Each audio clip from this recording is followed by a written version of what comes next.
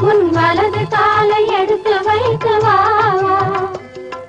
குணம் இருக்கும் குலமகளே வா வா.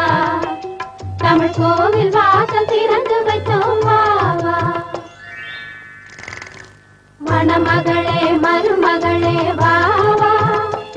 உன் வலது காலை எடுத்து வைத்து வா வா. குணம் இருக்கும் குலமகளே